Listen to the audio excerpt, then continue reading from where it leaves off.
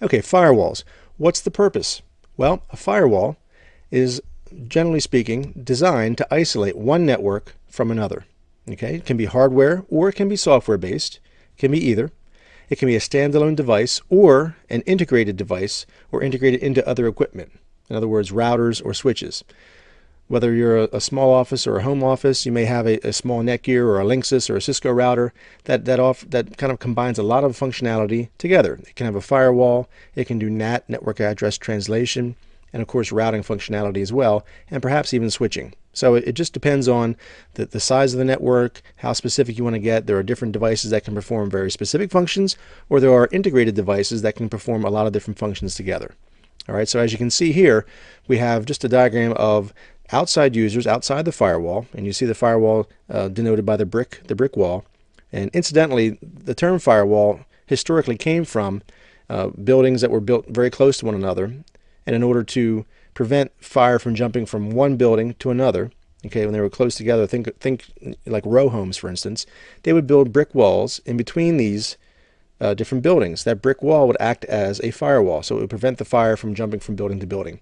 So the same concept is kind of carried over to here, and that's why you typically see a firewall being illustrated as a brick wall.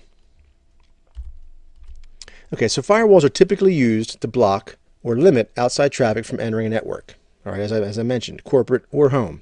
It serves pretty much the same function. However, firewalls can also be placed internally inside of a network to segment one area from another. For instance, you may have a large corporate environment that has different areas that don't necessarily want to communicate or shouldn't communicate to one another very easily. Okay, you can obviously punch holes in the firewall to allow traffic, but generally speaking, these things are cordoned off from one another.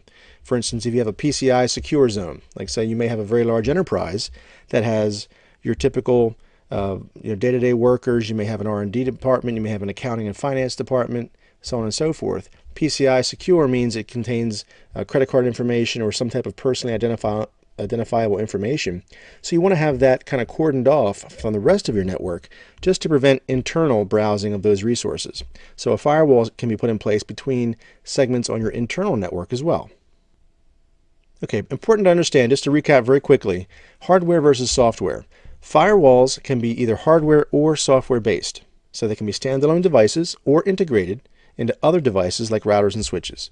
And even if it is a hardware-based solution, it still is going to contain software, obviously. Okay, it can't just run on hardware by itself. So in other words, you can drop it onto a server and have the server function or provide a firewall functionality, or it can be a separate standalone piece of hardware. However, that hardware is still going to contain software, firmware, so on and so forth.